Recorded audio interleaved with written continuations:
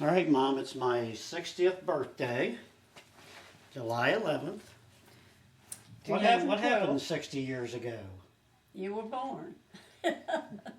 No, of course, all the kids, always wake you up toward morning and when they're going to be born. So it was toward the early morning when I woke up, and I told Dad, I said, you're going to have to get up and take me to the hospital.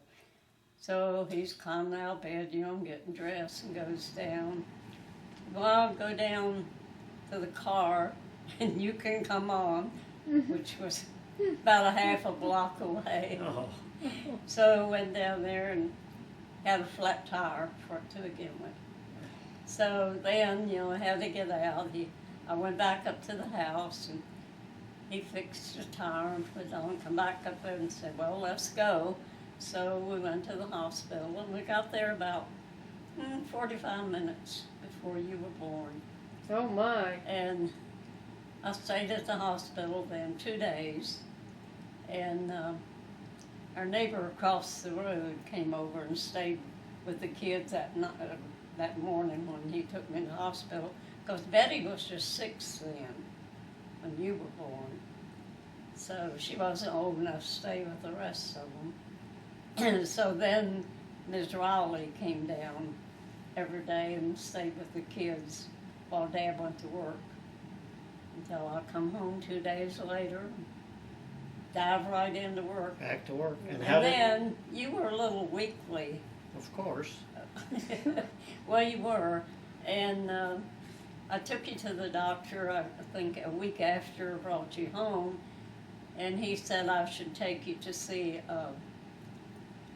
not a bone specialist, but what they call, or I don't know what they call them. Anyway, it was out there with Good Sam, and so I took you out there, and he said that your bones were brittle, a little brittle, and so he gave you a big needle, big shot, and then put you on medication. But we never got a bill from that doctor at all, ever. And was that before I broke my collarbone or after? That was before. Before.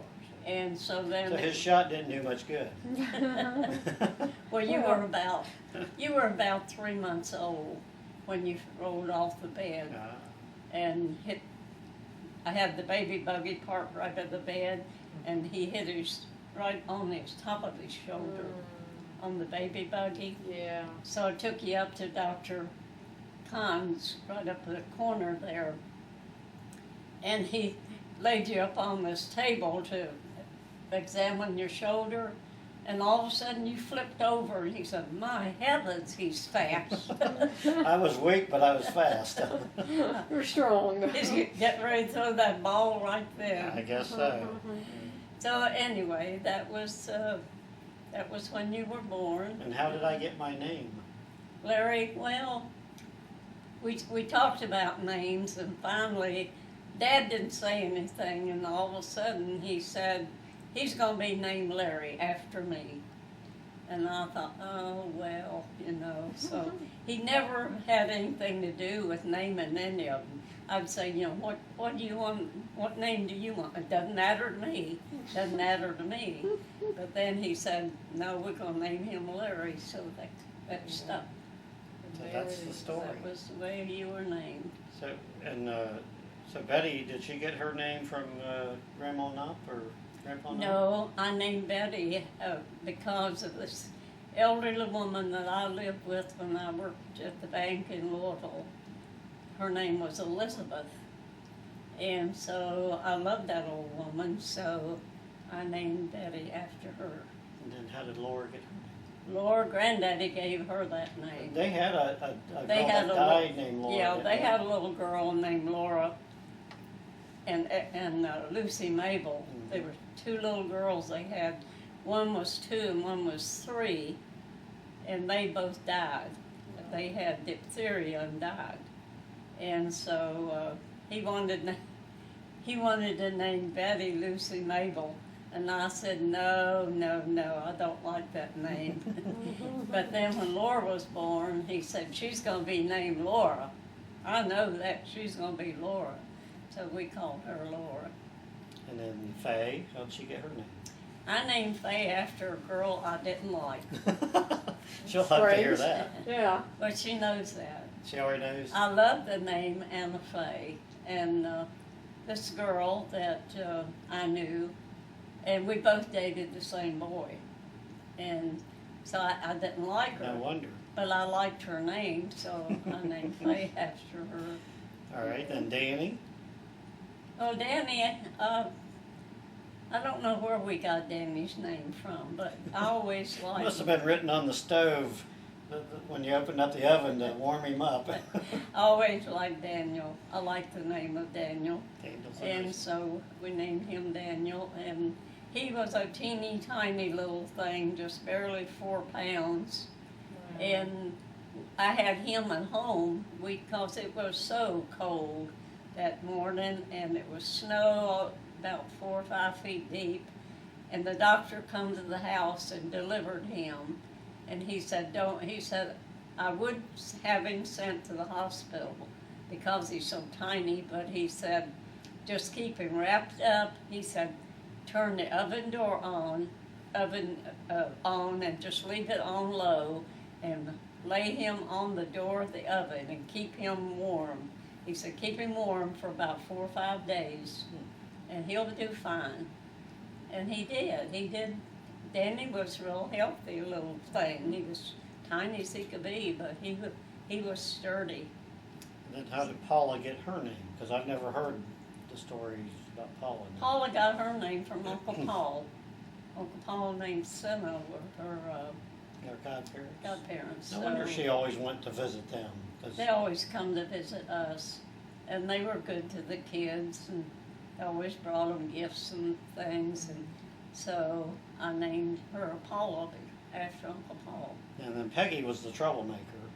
You got polio just before she was born, or I got it the day she was born. see, that's what. And you were in the hospital for 30 days, No, about 25 days. 25. And I didn't see her when she was first born. I didn't see her because they put me in isolation, and they put her over the little baby part. And I think it was about the 10th day the nurse brought her.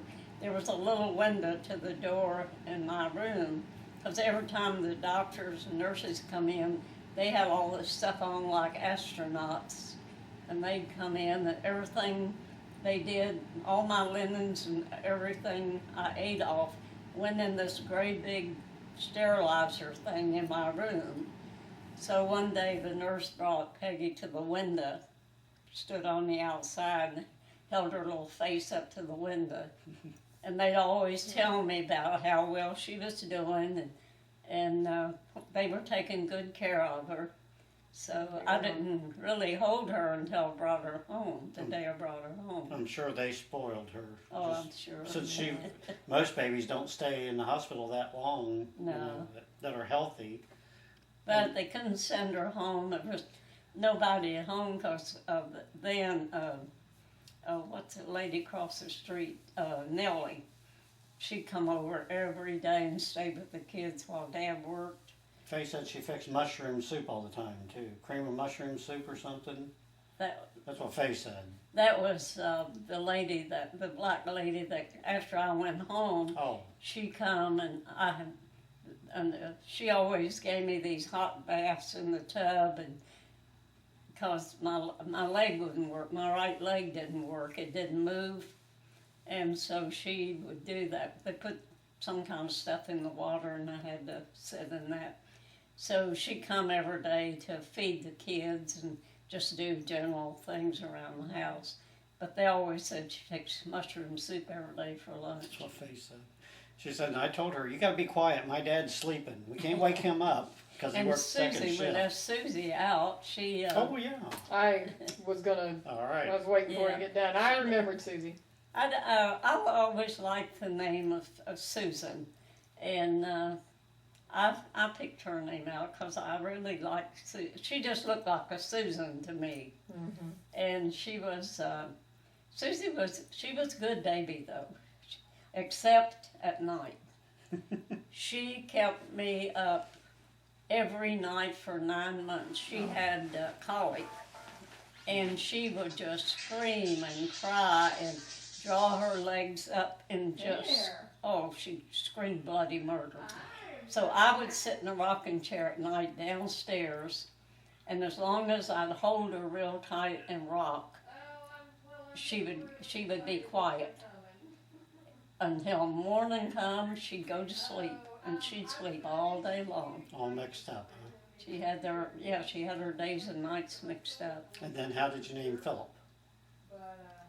Well, when Philip was born, You were running out of names. yeah. Well, we just picked Philip.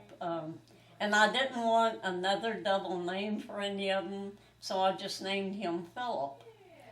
And so it was cold and snowy when he was born. He was born on 2nd Street.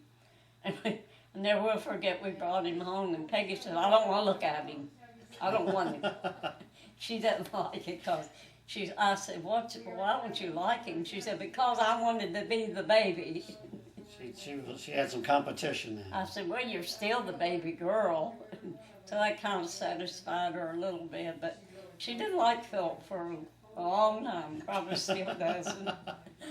Well, that's probably an underlying thing. She probably still remembers that. Yeah. But I know she loves him. Well, it's my 60th birthday. I love you too. I love you, Mom. All right, I'm going to turn this off now. That's a cute little thing. Yeah.